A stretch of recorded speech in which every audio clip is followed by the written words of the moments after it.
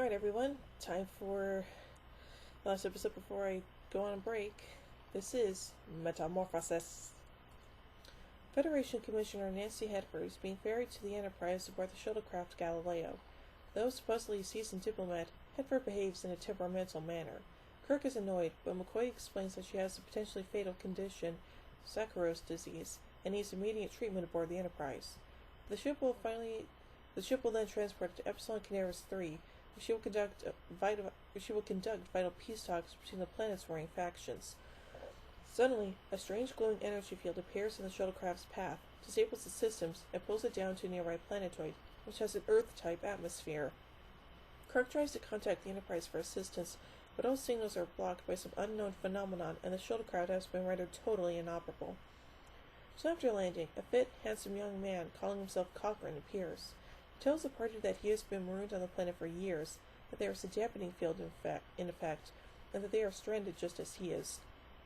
Cochrane takes him to the shelter he has built from materials salvaged from his crashed ship, and he explains his survival and his relationship with an alien being.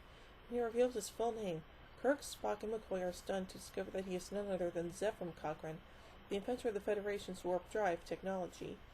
Cochrane explains that as an old man, he took one last flight, intending to die in space, but his crippled ship was intercepted and rescued by a strange alien entity, which has restored him to youth and can keep him alive indefinitely. He explains that he has been living with the entity for 150 years, and the Enterprise crew observes that he has a symbiotic relationship with the energy force, which he calls the Companion.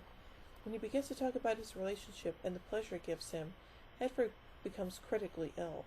After the Companion attacks Spock while attempting to repair the shuttle, Spock deduces that the entity is largely composed of electrical energy. Kirk, Spock, and Cochrane attempt to disable the Companion with an improvised electrical disruptor, but the attack fails. The Companion retaliates violently, and only Cochrane's intervention saves Kirk and Spock from being killed.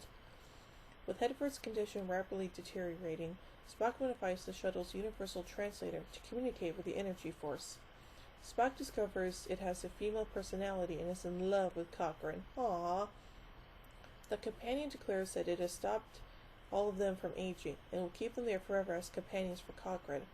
Cochrane is upset by the idea that he has been intimate with an alien, but when the feverish Nancy Hedford begins to slip towards death, Cochrane agrees to do anything he can to help. He summons the Companion, but Kirk explains that it and Cochrane are too different for true love. The Companion hypothesizes about being human and disappears. Moments later, Hedford appears outside the shelter, completely restored to health, and they discover that the Companion merged with the dying woman's body to become one being, thereby saving Hedford, who would otherwise have died within moments. Cochrane excitedly talks about his plans for traveling the galaxy, but the Companion/Hedford reveals that its life force is bound to the region of the planetoid and it cannot leave, so Cochrane promises to remain there with her. When McCoy asks who will complete Nancy Hedford's mission, Kirk simply shrugs and says, "I'm sure the Federation can find another woman somewhere who will stop that war." And that's it. Anyway, let's look at the production elements of this story. Metamorphosis was the Star Trek debut of Zephram Cochrane, created by writer Gene L. Kuhn, one of the key figures in the fictional history of the Star Trek universe. In this episode, Cochrane is defined as the developer of the warp drive technology, which has enabled Earth to achieve interstellar travel with faster-than-light starships, leading to Earth's first encounters with alien civilizations and the formation of the United Federation of Planets. In the series timeline, as it had evolved in 1967, Cochrane of Alpha Centauri had vanished, presumed dead 150 years earlier. The character explains that, old and tired, he had taken his starship on a final voyage, wishing to die in deep space, but that he was rescued and given renewed youth by the alien entity he calls the Companion. Commissioner Hedford, who embodies the Companion, was played by Eleanor O'Donoghue, who was known for the 1950s sitcom Father Knows Best, where she played Jane Wyatt's eldest daughter. On the next broadcast Star Trek episode, Jane Wyatt guested, playing Spock's mother, Amanda. Cochrane reappears as the focal character of the movie Star Trek First Contact, in which he is played by James Comrell, although his casting created a discrepancy in the fictional Star Trek timeline.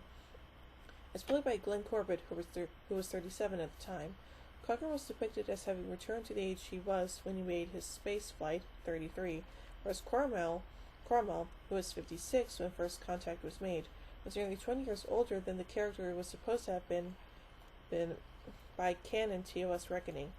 In First Contact, the Cochrane character is expanded to become a pivotal figure of Earth and Federation history.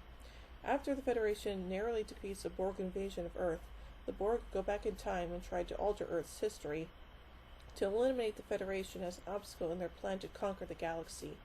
The Enterprise pursues the fleeing Borg Queen through a time warp to 21st century Earth, where the Enterprise team encounters Cochrane on the eve of his first flight test of warp drive, and discovers the Borg plan to destroy Cochrane's ship before its warp signature could be detected by a passing Vulcan survey vessel, the event that precipitates Earth's first contact with aliens.